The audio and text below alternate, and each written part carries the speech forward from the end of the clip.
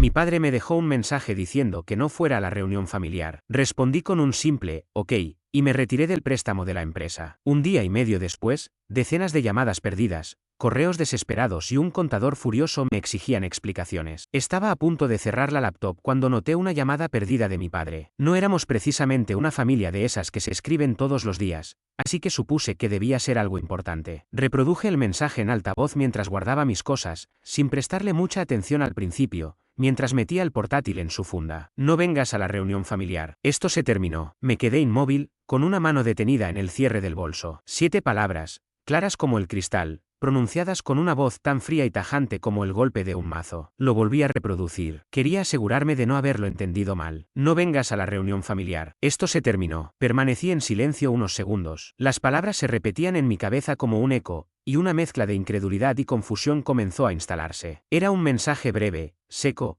casi tan impersonal como cancelar una suscripción o una reunión de trabajo. Solté el teléfono sobre el escritorio, me dejé caer en la silla y empecé a repasar mentalmente todas las posibles interpretaciones de ese mensaje. ¿Se refería a nuestra relación como familia? ¿O al negocio que compartíamos desde hacía años? ¿O ambas cosas? La reunión familiar de este año iba a ser especial, la primera en mucho tiempo con todos juntos. Supuestamente era el momento ideal para dejar rencores atrás, fingir que todo estaba bien por unos días. Ahora quedaba claro que ni siquiera eso importaba. Tomé el móvil otra vez. Pasaron por mi cabeza 1000 respuestas, cada una más cargada de rabia que la anterior. Pero finalmente solo escribí una palabra. Entendido. Sin signos de puntuación, sin preguntas, sin seguir la conversación. Dejé el teléfono a un lado. Ya pensaba en todo lo que venía después. Si él quería cortar todo, perfecto. Pero si pensaba que podía borrarme sin consecuencias, estaba muy equivocado. Abrí el cajón inferior de mi escritorio y saqué el viejo libro de tapas de cuero, el mismo que habíamos usado años atrás para formalizar el préstamo inicial del negocio familiar. Ahí estaba mi firma, junto a las de mis padres. Un pacto hecho con esfuerzo, compromiso y sacrificio. Pasé el dedo sobre mi nombre, sintiendo el peso de lo que significaba. Y entonces, con calma, tomé un bolígrafo y taché mi firma con una sola línea. El sonido de la tinta rasgando el papel fue más fuerte de lo que esperaba. Cerré el libro y lo dejé caer dentro del cajón. El golpe sordo retumbó en la oficina vacía. Esa misma noche llamé a mi abogado y le expliqué todo. Le pedí que iniciara los trámites para desvincularme por completo de cualquier obligación financiera relacionada con la empresa. Si mi padre quería jugar sucio, yo no iba a quedarme de brazos cruzados mientras él decidía por mí. Al día siguiente actué rápido. Cancelé el vuelo, borré la reunión del calendario y envié un correo formal a mis padres donde confirmaba mi salida del negocio y solicitaba una auditoría financiera completa. Sin saludos, sin adornos, sin disculpas. Solo lenguaje claro, directo, profesional. Como quien abandona un maltrato. 36 horas más tarde, mi teléfono se encendió con una avalancha de notificaciones. Mi madre sola me había llamado 78 veces. Mi hermana, varios mensajes más. Hasta mi padre había intentado contactarme. Revisé los mensajes frenéticos, los audios apresurados, los correos electrónicos con tono desesperado del contador de la empresa. Al principio, mi padre escribía con cautela, como quien tantea terreno. Pero a medida que pasaban las horas y yo seguía en silencio, el tono de sus mensajes se volvía más urgente. Su voz, en las grabaciones, empezaba a temblar con algo que no había escuchado en años: miedo. El contador, un hombre seco al que nunca soporté, dejó un mensaje que casi vibraba de ansiedad. Luis, necesitamos hablar con urgencia. Me recosté en la silla, y por primera vez en días, una leve sonrisa se dibujó en mi rostro. Les había dado ventaja, pero ahora la tormenta había comenzado. Y yo apenas estaba calentando motores. Ignorarlos se sentía bien, se sentía justo. Sabía que había destapado un avispero, pero no iba a quedarme esperando que me picaran. Si mi padre quería un corte limpio, yo iba a asegurarme de que fuera definitivo. Al tercer día, los mensajes pasaron de confundidos a desesperados. Los audios de mi madre eran una cadena de súplicas, casi sin aire entre palabras. Mi hermana, Lucía, optó por algo más suave, enviando textos preocupados y algunos intentos mediocres de conciliación. Hola, Luis, no sé qué está pasando, pero seguro fue un malentendido. ¿Podemos hablar? No respondí. Sabía que Lucía lo decía con buena intención, pero también conocía demasiado bien a mi padre como para creer que todo esto era solo un error. Si él había dicho que esto terminaba, es porque ya me había eliminado de sus planes. Y entonces, el cuarto día, llegó un correo del banco vinculado a la empresa familiar. Lo abrí con cautela, preparado para lo peor. Pero lo que leí me dejó helado. Mi padre había intentado transferir todo el dinero restante de la empresa a una cuenta a su nombre. También había iniciado el proceso para disolver la sociedad, borrando todo rastro de mi participación. El único motivo por el que el banco lo detuvo fue que mi firma seguía apareciendo en algunos documentos originales. Ahí estaba todo. No solo quería cortar lazos familiares, quería desaparecerme del mapa.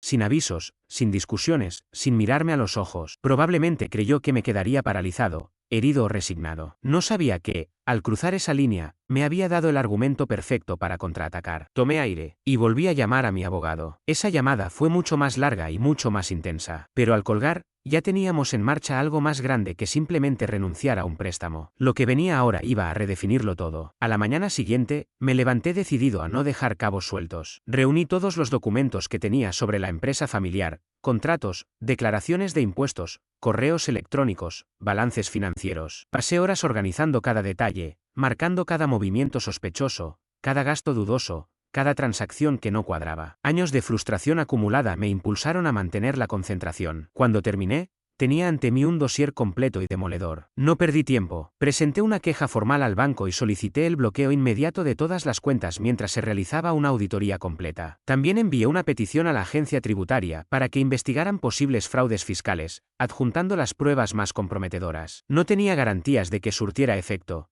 pero estaba dispuesto a llegar hasta el final. Para asegurarme de que mi padre sintiera el impacto, envié una copia del informe a su cliente más importante, alguien cercano a la familia que, sin duda, no toleraría verse involucrado en una operación potencialmente fraudulenta. Si mi padre había decidido convertir esto en una guerra, yo me encargaría de que cada frente le resultara imposible de ignorar. Esa misma noche, justo cuando me dejaba caer en la silla tras horas frente al escritorio, mi teléfono vibró. Era Lucía. Dudé un segundo antes de contestar. Imaginé su voz antes de oírla, suave, contenida, como cuando estaba nerviosa. Luis, murmuró al otro lado de la línea. Sé que estás enojado, y lo entiendo, pero ¿podemos hablar? Solo tú y yo. Guardé silencio. A pesar de todo lo que estaba ocurriendo, no quería arrastrarla a esta guerra. Siempre había sido quien trataba de mantener la paz cuando el resto de la familia se resquebrajaba. Finalmente respondí, está bien, hablemos mañana. Nos encontramos al día siguiente en un pequeño café, uno que solíamos visitar cuando apenas sobrevivíamos con café y bocadillos baratos en nuestros años de universidad. Ella ya estaba ahí, con una taza caliente entre las manos, mirando hacia la puerta cada pocos segundos. Cuando me vio, se relajó un poco, pero su sonrisa seguía tensa. Nos sentamos en silencio unos instantes, hasta que se inclinó hacia mí. Luis, ¿qué está pasando?, me preguntó en voz baja, como si temiera que alguien más pudiera escuchar. Papá está perdiendo la cabeza, mamá no para de llorar. Dicen que quieres destruir la empresa. Tomé un sorbo de mi café antes de responder. Tenía que decidir cuánto contarle. Merecía saberlo, pero no quería implicarla más. Intentaron borrarme del mapa, le dije. Papá ha estado moviendo fondos a una cuenta aparte, intentando disolver la sociedad sin que yo me entere. Solo me estoy protegiendo antes de que quieran dejarme sin nada. Ella abrió los ojos con incredulidad. Eso no puede ser. Tiene que haber algún error. Saqué una carpeta del maletín y se la deslicé por la mesa. Dentro, coloqué solo algunas pruebas, transferencias bancarias, facturas extrañas, correos en los que mi padre pedía a su contador que acelerara la separación de la sociedad. Lucía pasó las páginas con creciente pánico. Su rostro se iba descomponiendo a medida que entendía. Dios mío, esto es muchísimo dinero. Señaló una línea resaltada. 75.000, ¿así de simple? Asentí. Y eso no es todo, dije mientras me recostaba en la silla. Encontré otra transferencia de 150.000 a una cuenta privada a su nombre. Alegó que era para desarrollo empresarial. Me incliné hacia ella. Lucía, si no me hubiera retirado cuando lo hice, habría sido responsable de todo ese desfalco. Cerró la carpeta y apoyó la mano encima como si intentara encerrar todo lo que acababa de ver. Tienes que hablar con él, por favor, dijo con voz quebrada. Tiene que haber otra explicación. Papá, no es perfecto, pero no es un ladrón. Solté el aire lentamente. Ya hablé con él. Le di la oportunidad y ¿sabes qué hizo? Me dejó un mensaje de voz. 7 palabras. Con eso dio por terminada la familia. Ella bajó la mirada, los ojos llenos de lágrimas. Por un segundo sentí una punzada de culpa, pero la apagué de inmediato. Ya había tomado mi decisión. No destruyas esto, por favor, susurró. Mamá está considerando vender la casa si esto se desmorona. No sé si van a soportarlo. Me puse de pie y dejé un billete sobre la mesa. Yo no empecé esta guerra, Lucía, pero te aseguro que la voy a terminar. Cuando me giré para irme, ella me sujetó del brazo. Solo, piénsalo, me dijo. Sentí el peso de su mano, y por un instante volví a ser el hermano mayor al que ella acudía durante las tormentas, cuando se metía en mi cama buscando consuelo. Asentí en silencio y me marché, el sonido de la campana sobre la puerta marcando mi salida. Esa misma noche, recibí la confirmación del banco, las cuentas de mi padre estaban oficialmente congeladas. Más de $250.000 en transacciones sospechosas habían sido bloqueadas. Aún quedaban montos pendientes de transferir, pero ya era tarde. Me imaginé a mi padre, solo en su oficina, viendo cómo su imperio financiero se desmoronaba poco a poco. Esto no era solo romper lazos, esto era incendiar el barco antes de que me arrastraran con él. Me desperté esa mañana con el teléfono vibrando sin parar, como si fuera un enjambre furioso. Revisé el dispositivo medio dormido y encontré una avalancha de correos electrónicos, notificaciones del banco, mensajes urgentes de mi abogado y varios textos nerviosos del contador de mi padre. La auditoría se había activado antes de lo que anticipaba, y claramente, ya estaba provocando consecuencias. Me tomé unos minutos para repasar los últimos movimientos reportados. Más de $400.000 habían sido congelados en diversas cuentas, y el banco había marcado otros 200.000 por retiros sospechosos en los últimos 6 meses. Aquello era un bloqueo financiero total, lo bastante severo como para asfixiar cualquier operación comercial. Apenas una hora después, mi hermana Lucía me llamó. Dudé antes de contestar, pero finalmente lo hice. Luis, ¿qué hiciste?, preguntó con la voz quebrada por la angustia. Hice lo que debía hacer, respondí con calma, intentando mantener el control. Ellos intentaron dejarme fuera, solo me aseguré de que no pudieran hacerlo. Están desesperados, Luis. Papá está hablando de abogados, de demandarte por sabotaje. Mamá no ha dejado de llorar desde ayer. Esto se está saliendo de control. Me froté la sien, dejando que el peso del conflicto cayera sobre mí por unos segundos. No esperaba que colapsaran tan rápido, pero si algo sabía de ellos, era que nunca manejaban bien las consecuencias cuando sus planes no salían como querían. Lucía, les di una oportunidad. Papá hizo su jugada y yo hice la mía. No pienso echarme atrás. Al otro lado de la línea, el silencio fue largo y denso. Podía oír su respiración, casi visualizarla aferrada al teléfono, preocupada. Solo reúnete con ellos, dijo al fin. Una última vez. Hazlo por mí. Suspiré. Le debía eso, al menos. Siempre había sido ella quien trataba de calmar los ánimos, quien intentaba mantener la paz cuando los roces con nuestros padres se volvían insoportables. De acuerdo, acepté en voz baja. Pero será la última vez. Esa misma noche fuimos a la casa de mis padres. Todo seguía idéntico, el césped perfectamente recortado, los escalones impecables, la puerta de roble tan sólida como siempre, más barrera que bienvenida. Mi madre fue quien abrió. Tenía los ojos hinchados y me abrazó con fuerza temblorosa. Gracias por venir, susurró, con la voz hecha trizas. Adentro, mi padre iba de un lado a otro por la sala, con la mandíbula tan apretada que parecía a punto de partirse. La tensión era espesa,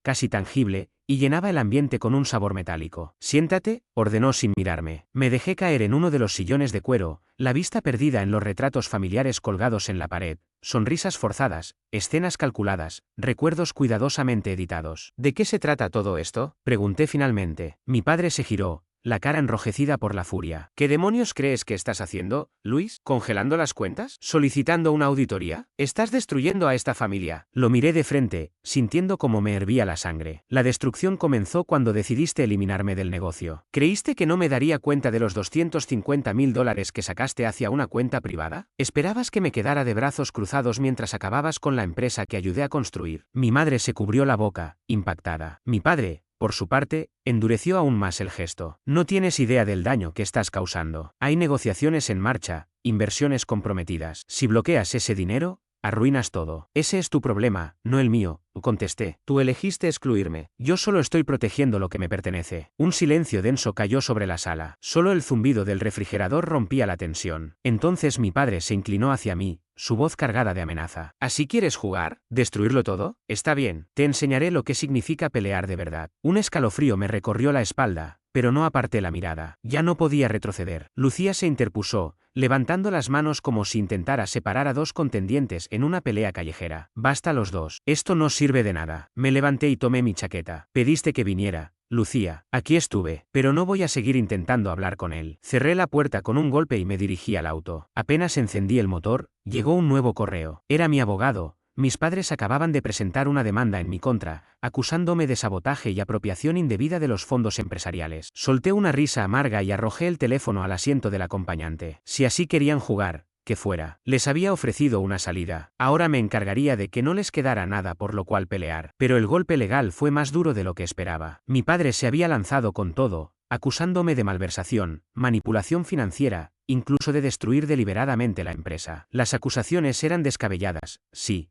pero el riesgo era real. Si lograban convencer a un juez de que había actuado ilegalmente, podría terminar debiendo una fortuna. Pasé la siguiente semana sumergido en un mar de documentos legales, mientras mi abogado trabajaba a marchas forzadas para contrarrestar cada nueva moción que presentaban mis padres. En un intento desesperado, incluso arrastraron a Lucía a la situación, llamándola como testigo en mi contra. Supuse que lo hacían con la intención de quebrarme. Me dolió, pero no podía culparla del todo. Ella estaba atrapada entre ambos bandos, tratando de evitar que todo se viniera abajo.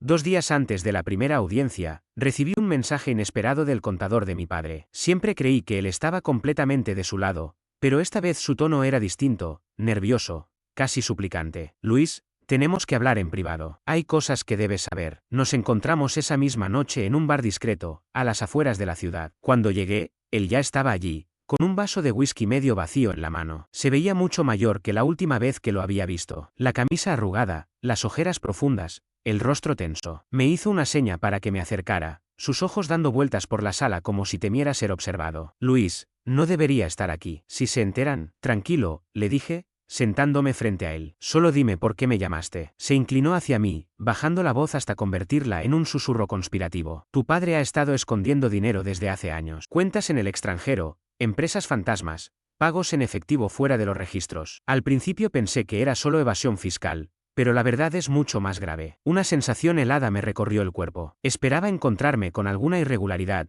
quizás trucos contables comunes, pero esto era otra cosa, mucho más turbio. Con manos temblorosas, deslizó un pendrive por la mesa hacia mí. Aquí tienes todo. Estados de cuenta, transferencias, contratos cuestionables. Es suficiente para hundirlo. Tomé la unidad sin decir palabra. Si todo eso era cierto, podría cambiar por completo el rumbo del caso. Lo miré con desconfianza. ¿Por qué me estás contando esto? Terminó de un solo trago lo que quedaba en su vaso antes de mirarme directamente a los ojos por primera vez en la noche. Porque no voy a hundirme con ellos. También tengo una familia que proteger. Esa noche, ya en mi despacho, revisé los archivos con la mirada fija en la pantalla del ordenador. Allí estaba todo: años de transacciones sospechosas, facturas falsas, ingresos sin declarar, dinero movido fuera del país. Más de $750.000 habían salido de la empresa con la firma de mi padre. A la mañana siguiente, le envié todo a mi abogado con una nota simple: vamos a cerrar esto. Cuando llegó el día del juicio, mis padres estaban acorralados, sus cuentas congeladas, su reputación empresarial hecha trizas, y ahora, con estas pruebas, enfrentaban cargos penales. Mi padre entró en la sala con el rostro rígido, mirándome como si lo hubiera traicionado, la rabia contenida brillando en su mirada. Mi madre, en cambio, parecía deshecha, encogida en sí misma, con los ojos hinchados. El juez no tardó ni una hora en dictar su resolución. Las pruebas eran demasiado contundentes. Se desestimaron las acusaciones en mi contra y se ordenó una auditoría forense completa de sus finanzas. Observé cómo la expresión de mi padre se descomponía al comprender que no solo había perdido el negocio, lo había perdido todo. Una semana después, Lucía me llamó. Les había conseguido un pequeño apartamento en un edificio deteriorado al borde de la ciudad, a años luz del hogar ostentoso que solían presumir. No me pidió ayuda, y yo tampoco me ofrecí, pero pagué unos meses de alquiler. Lo hice por ella, no por ellos. Firmé los documentos finales para disolver la empresa familiar, cerrando el último vínculo económico que nos unía. Mi padre solía repetir que mezclar familia y negocios era un error. Al final, tenía razón. Lucía todavía me llama de vez en cuando. Se asegura de no mencionar a nuestros padres, aunque sé que mantiene la esperanza de una reconciliación. Yo no estoy tan seguro. Tal vez algún día me siente con ellos, los escuche, intente entender lo que tienen que decir. Quizás hasta les permita volver a formar parte de mi vida, aunque sea solo para evitar que Lucía tenga que tomar partido. Por ahora, el silencio me parece suficiente. Pasaron algunos meses. Mis padres siguen en ese apartamento pequeño, lejos de lo que fue su imperio. Según Lucía, les cuesta adaptarse, el orgullo herido, los ahorros devorados por abogados y deudas fiscales. La semana pasada me llamó con voz apagada. Quieren verte, Luis. Dicen que quieren arreglar las cosas. Dejé que sus palabras flotaran en el aire. No respondí enseguida. Sabía que ella había estado cubriendo sus gastos, ayudándolos cuando sus cuentas se congelaron, acompañándolos en la mudanza. Era la única que aún creía en el perdón. ¿Está bien?, le dije al fin. Iré. Ayer conduje hasta su edificio, aparcando en un terreno agrietado frente a la entrada. El edificio estaba deteriorado, con paredes descascaradas, pasillos saturados por el olor a comida frita y alfombra vieja. Dudé unos segundos antes de presionar el timbre. Recordé nuestra última discusión, llena de gritos y reproches. Mi padre abrió la puerta. Me costó reconocerlo. Se veía encogido, su cabello más escaso, los hombros caídos, los ojos nublados de algo que parecía arrepentimiento. Mi madre estaba detrás de él, con el rostro pálido y el gesto frágil, los ojos húmedos mientras extendía los brazos para abrazarme. Nos sentamos en la pequeña sala, rodeados de muebles desparejos y estanterías atestadas. Nada que ver con la casa lujosa de antes. Tropiezan con sus disculpas, sus voces quebradas, como si no supieran cómo hablarme sin imponer autoridad. Nos equivocamos, dijo mi padre, con las manos tensas en el regazo. Creímos que podíamos arreglarlo, mantener a la familia unida, pero cruzamos la línea. Yo escuchaba en silencio, sin revelar nada en el rostro. Dentro, una parte de mí quería marcharse sin mirar atrás, pero otra, la que recordaba las tardes en la playa, los juegos de mesa, y como me enseñó a reparar bicicletas, me mantuvo allí. Tras un silencio incómodo, mi madre posó su mano temblorosa sobre la mía. Por favor, Luis, empecemos de nuevo. No prometí nada, solo asentí, me puse de pie y me fui. Y ahora, mientras escribo esto frente a la pantalla, no sé si hice lo correcto. Tal vez debí dejarlos enfrentarse solos a las consecuencias. Pero una parte de mí quiere creer que, quizás, algunas cosas rotas todavía pueden repararse.